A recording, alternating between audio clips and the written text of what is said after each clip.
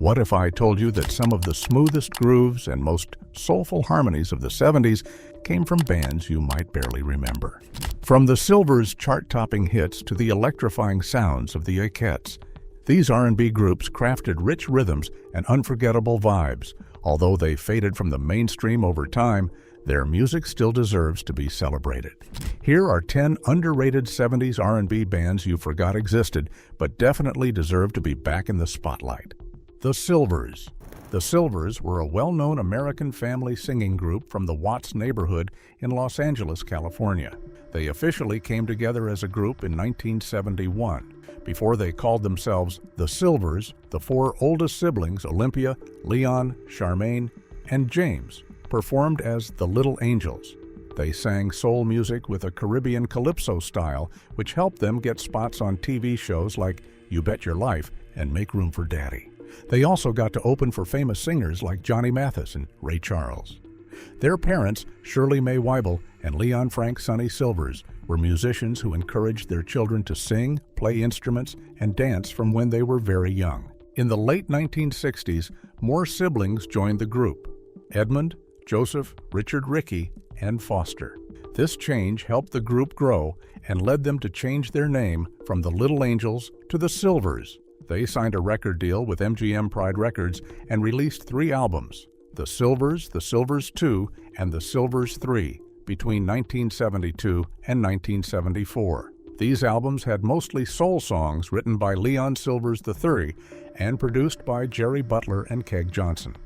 One of their early hits, Fool's Paradise, reached number 14 on the Billboard R&B charts in 1972, which helped them become more popular in the R&B music scene. The Sylvers' music mixed funk, soul, and disco, especially in the mid-1970s. Their 1975 song Boogie Fever became a big hit of the disco era, reaching number 1 on both the Billboard Hot 100 and Hot Soul Singles charts. This was their biggest success. Other popular songs like Hot Line, High School Dance, and Misdemeanor showed off their smooth singing, catchy rhythms, and sharp dance moves.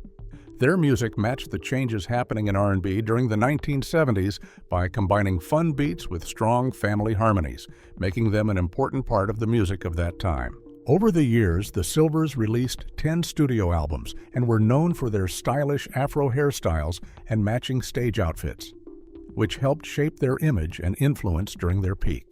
Even with their success, they faced challenges, including changes in music tastes in the late 1970s and early 1980s, as well as problems with addiction and health in some members. Edmund Sylvers, the lead singer who had a unique voice and strong stage presence, sadly died in 2004 from lung cancer when he was 47. In 2017, the group got back together, bringing new attention to their music and reminding everyone of their important role in American R&B history. Charles Wright and the Watts, 103rd Street Rhythm Band. The band started in 1962 when Charles Wright, who had played with doo-wop groups and worked as an A&R director, put together a group called Charles Wright and the Wright Sound. By 1967, after adding more members and settling on their lineup, the band changed its name to the Watts 103rd Street Rhythm Band. Around this time, they signed with Warner Brothers Records, a company that didn't usually work with R&B artists. This helped the band get noticed and become more successful. Their music mixed funk, soul, and R&B into a unique sound. They had catchy rhythms, strong horn parts, and lively guitar playing, all held together by a solid rhythm section. Charles Wright led the band as the singer, songwriter, and producer. He grew up in Clarksdale, Mississippi, and was influenced by the lively music scene in Los Angeles. This helped him blend the smooth style of doo-wop with the new funk sounds of that time. The band became famous for their exciting live shows, especially at places like the Hollywood Haunted House nightclub, where their energetic and groove-filled performances really connected with the audience and helped the band grow tighter as a group. One of their most famous songs is Express Yourself, released in 1970. This song showed off Wright's fun but strong singing style over a solid groove played by bassist Melvin Dunlap and drummer James Gadson. It reached number 3 on the R&B charts and number 12 on the pop charts, becoming a hit for both audiences. Express Yourself stayed popular over the years, appearing in many movies and commercials.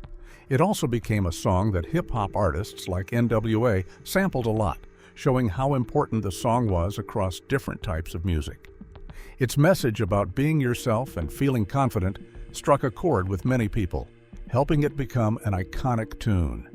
Other important songs from the band include Do Your Thing from 1969, a cool funk jam that started as a live session and helped build their reputation, and Loveland from 1970, a fun and romantic song that did well on the charts, reaching number 16 on the Billboard Hot 100 and number 23 on the R&B chart.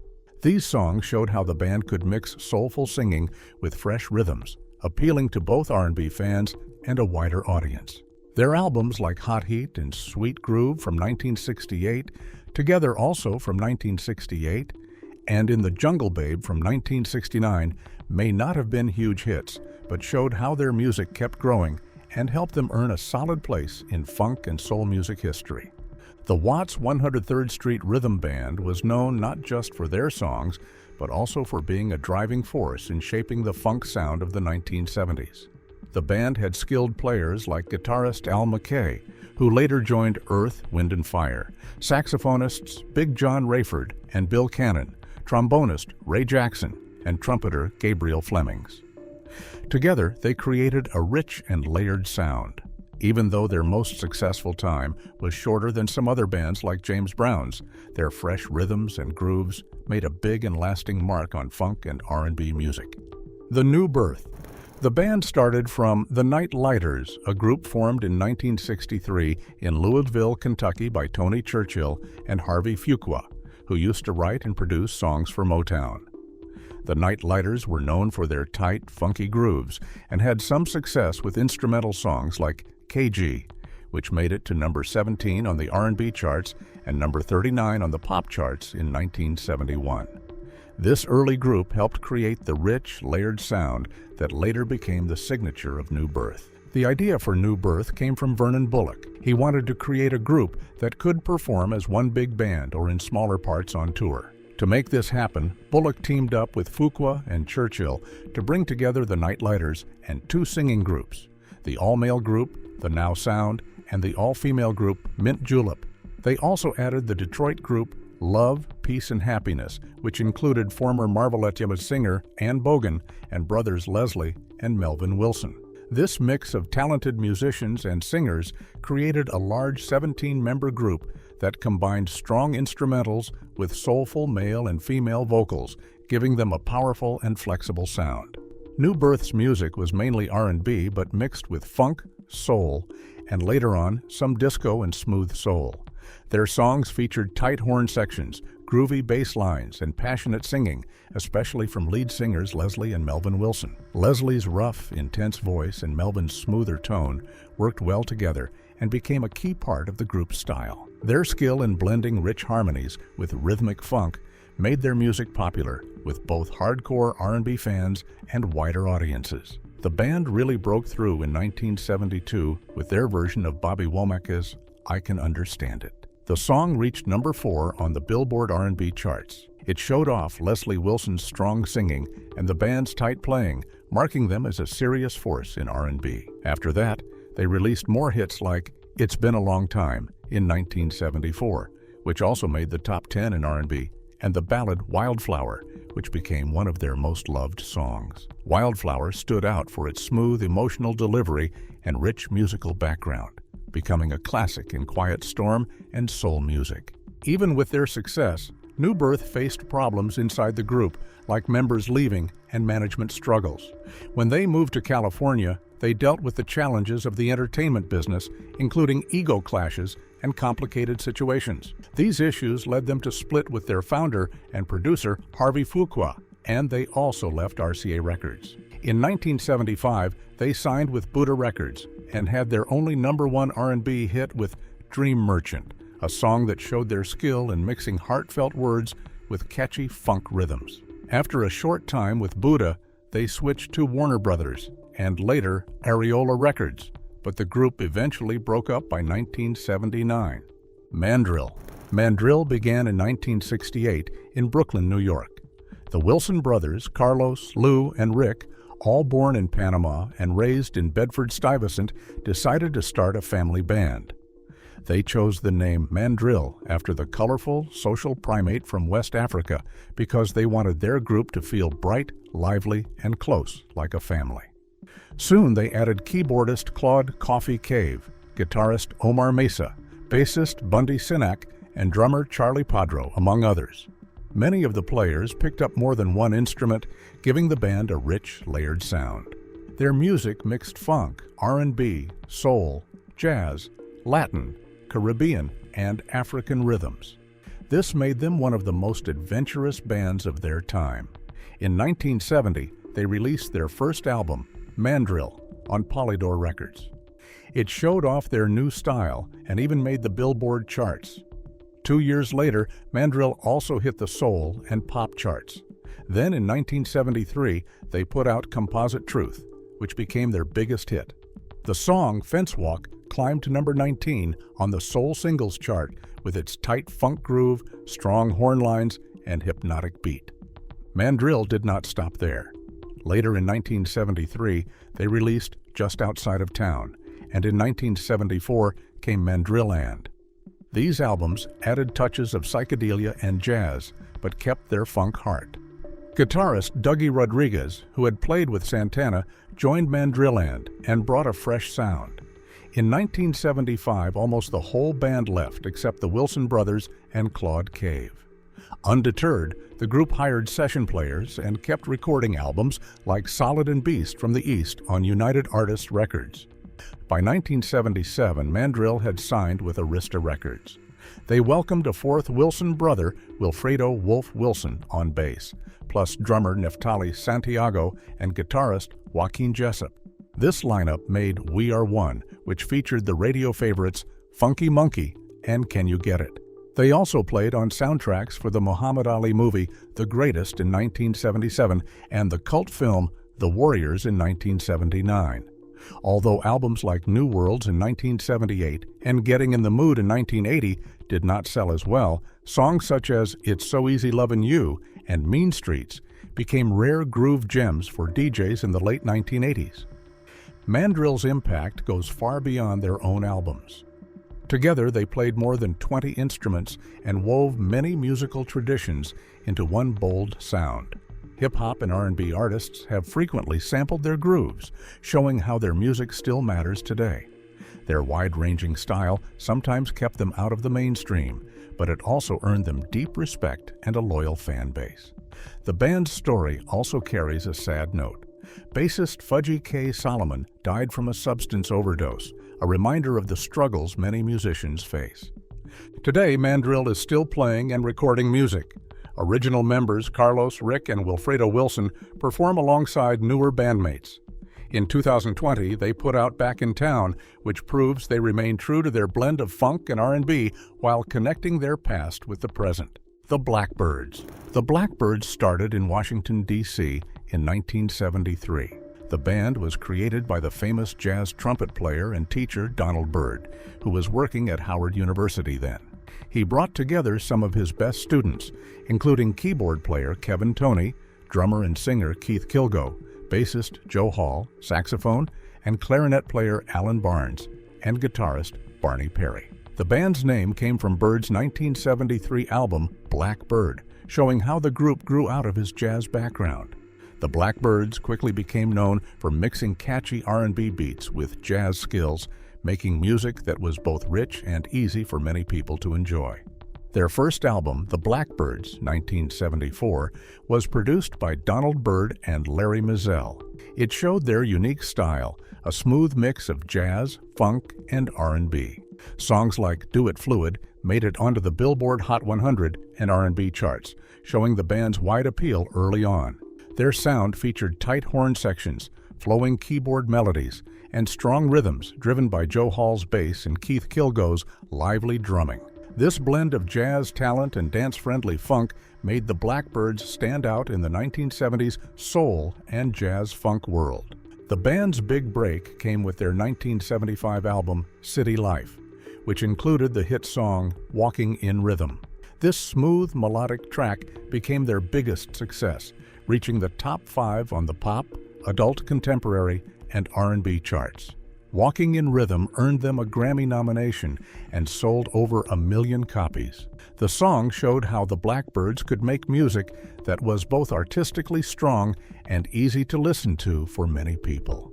Another popular song from City Life is Rock Creek Park, which shows the band's funkier and groove-heavy side. This instrumental tune became a classic in funk and hip-hop. It has been sampled by many famous artists like De La Soul, Eric B. and Rakim, Big Daddy Kane, NWA, and Nas. Its catchy rhythm and bass line have made it a favorite for sampling, even appearing in the video game Grand Theft Auto: San Andreas.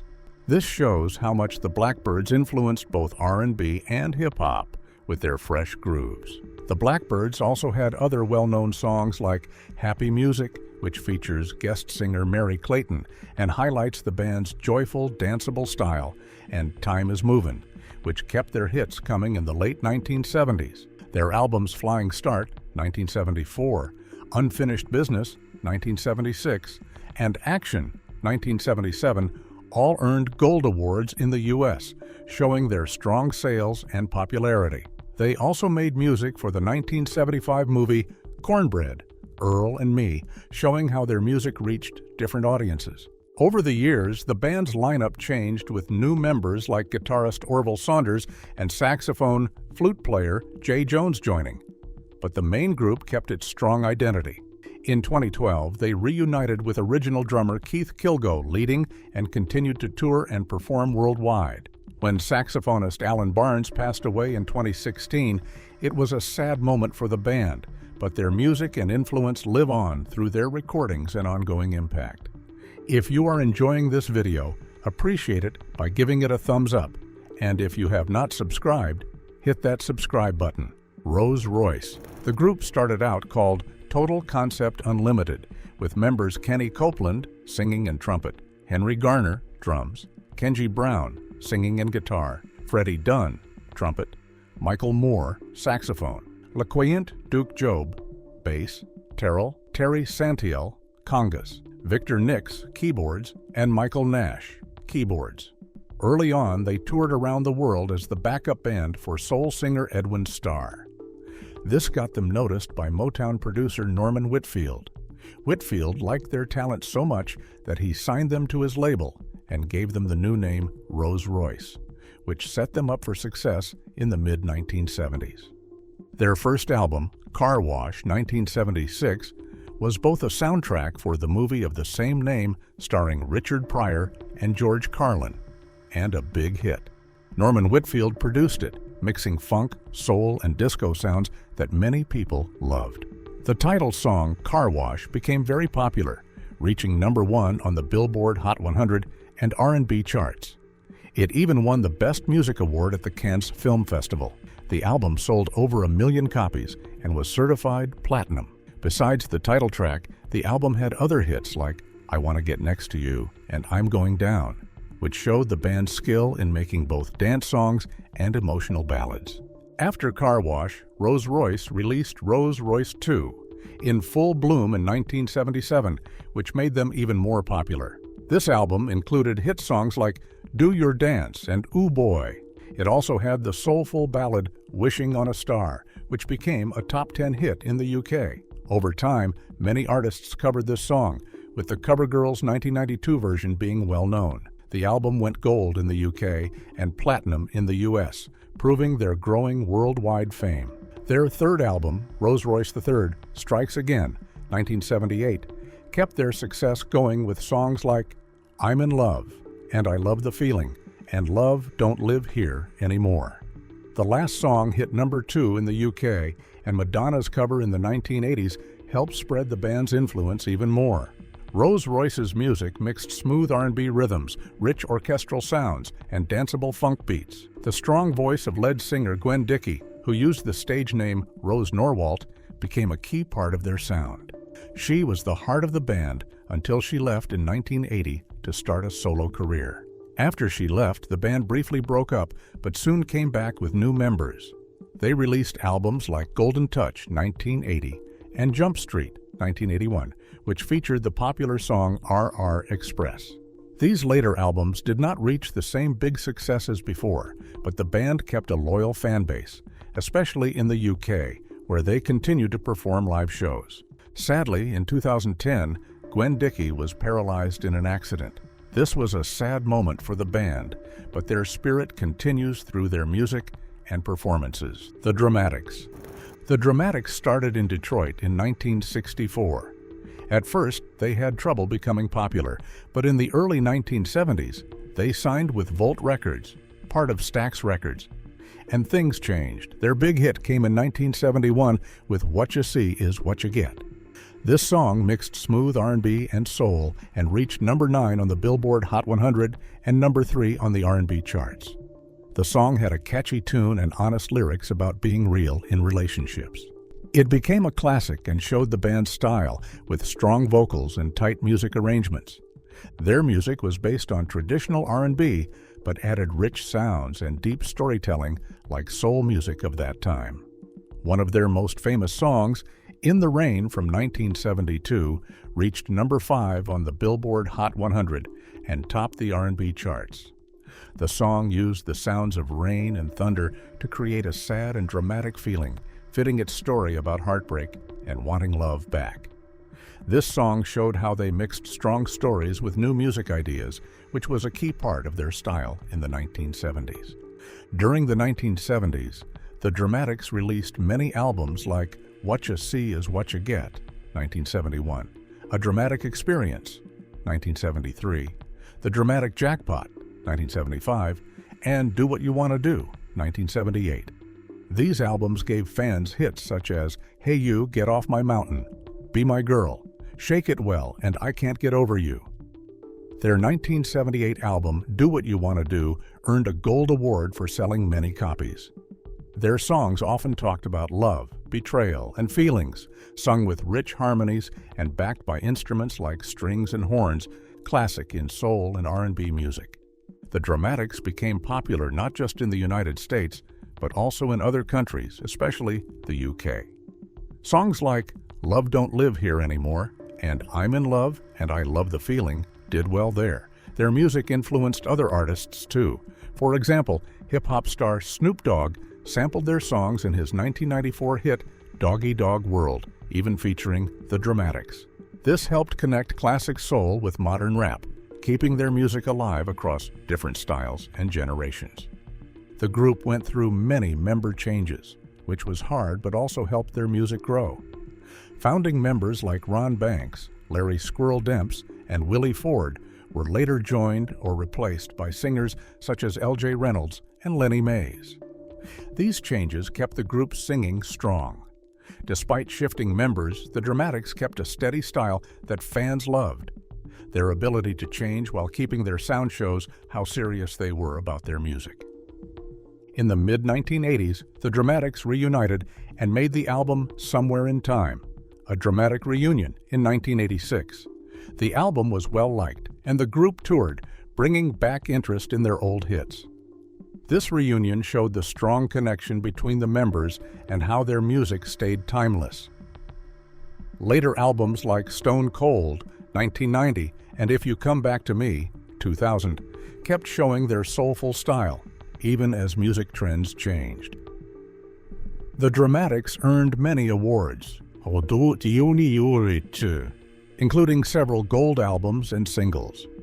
The Main Ingredient. The Main Ingredient is a well-known music group that started in Harlem, New York City back in 1964. At first, they called themselves The Poets. Later, they changed their name to The Insiders before finally becoming The Main Ingredient in 1968. The group began with 3 members, Donald McPherson, who sang lead, Luther Simmons Jr., and Tony Panama Sylvester. They chose their name after seeing a Coca-Cola bottle, wanting to show they were the main substance or essential part of soul music.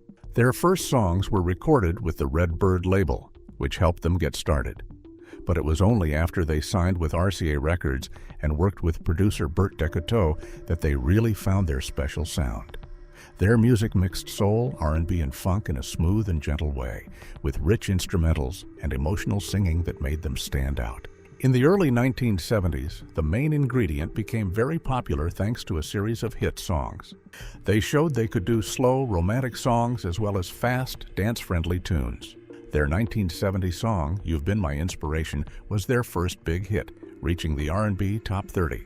Soon after, their version of the Impressions' I'm So Proud got into the Top 20, and Spinning Around, I Must Be Falling in Love, made it to the Top 10. These songs showed off the group's smooth voices and careful music production, which many people compared to artists like Smokey Robinson and the Miracles. Sadly, in 1971, Donald McPherson, their lead singer, died from leukemia. This was a tough time for the group, but they kept going by bringing in Cuba Gooding Sr., who had helped the band before as a backup singer and filled in when needed, to take over as lead singer. With Cuba Gooding Sr. now leading, the main ingredient reached the highest point of their career. Their 1972 song, Everybody Plays the Fool, became a huge success, selling over 1 million copies. It reached number 3 on the Billboard Hot 100 and number 2 on the R&B charts. The song's catchy tune, lively beat, and lyrics about love and heartbreak connected with many listeners. This song was part of their album, Bittersweet, which did very well too, reaching number 10 on the R&B album chart and number 79 on the Billboard 200. This success showed that the group was becoming more and more important in the music world. After that, the main ingredient kept making hit songs through the 1970s. Songs like Just Don't Want to Be Lonely in 1974 made it into the top 10 on both the Billboard Hot 100 and R&B charts. Another popular song was You've Got to Take It, If You Want It.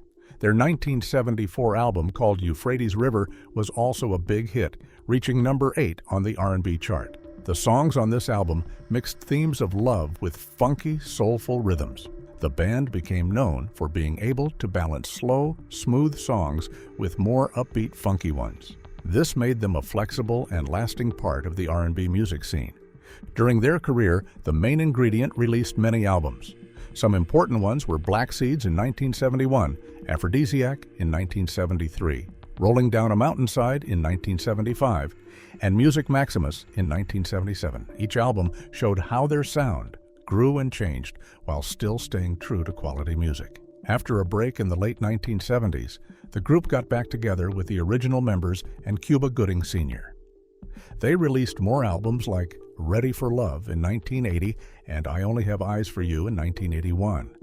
In these albums, they kept their soulful style, but also added some new sounds to keep up with the times. Later on, albums like I Just Wanna Love You in 1989 and Pure Magic in 2001 showed how they continued making music for many years, staying dedicated to their art. One interesting part of the main ingredient's story is how they connected to the big social and musical changes of their time. For example, their early song Black Seeds Keep On Growing, written by Donald McPherson, was a powerful anthem that spoke about Black pride and strength. This reflected the growing awareness of social issues in soul music during the early 1970s. Also, Cuba Gooding Sr.'s time as the lead singer linked the group to a larger family legacy. His son, Cuba Gooding Jr., became a famous actor, showing how this family had an impact on both music and acting, spreading their artistic substance across different areas. The Ohio Players. In their early days, the group worked mostly as a backing band for other artists like the Falcons and Wilson Pickett. But everything changed when they became the Ohio Players. They developed a unique sound by mixing street funk, soul, and underground R&B. This new style helped them become famous not just in the United States, but around the world. The band's members changed over time, but some key players helped shape their sound. Leroy Sugarfoot Bonner played guitar and sang. Marshall Rock Jones was on bass. Clarence Satch Satchel played saxophone and guitar. Walter Junie Morrison and Billy Beck handled keyboards, and James Diamond Williams played drums. Together, they created a rich and powerful sound that made the group special. One of their first big hits was Funky Worm in 1972, released through Westbound Records. This song was a game changer. It mixed fun synthesizer sounds with funky rhythms, and it quickly reached #1 on the R&B charts. The use of the ARP synthesizer and the funny character voices in the song made it very popular among funk fans. Later on, Funky Worm became one of the most sampled songs in hip-hop music, showing how much influence the Ohio Players had across different kinds of music. Their biggest success came after they signed with Mercury Records in 1974. During this time, they put out 3 albums in a row that went platinum. Skin Tight in 1974, Fire also in 1974, and Honey in 1975. These albums included some of their most famous songs like Skin Tight, Fire, Sweet Sticky Thing, Love Roller Coaster, and Who'd She Coo. Both Fire and Love Roller Coaster reached #1 on the Billboard pop charts, and the band scored 5 #1 hits on the R&B charts during this period. This success made them true funk superstars. The song Love Roller Coaster became especially famous because of its catchy beat and mysterious scream heard on the track. This scream led to many urban legends, adding an exciting mystery that helped the song stay popular for a long time. The Ohio Players were also well known for their bold and sensual style. Their album covers often featured artistic and provocative images, which became a big part of their identity. These eye-catching designs helped them stand out in a crowded music scene. Musically, their songs mixed the strong rhythms of funk with the deep feelings of soul and the sweet melodies of R&B. They focused a lot on making music that people could dance to. Songs like Sweet Sticky Thing and Who'd She Coo showed how talented they were at combining tight playing, catchy tunes, and powerful vocals. This mix helped them stay popular over many years. During their long career, the Ohio Players earned 14 gold and platinum awards, showing how successful they were both commercially and culturally.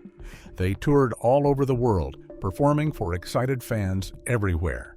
They also appeared on many famous TV shows hosted by people like Dick Clark and David Letterman.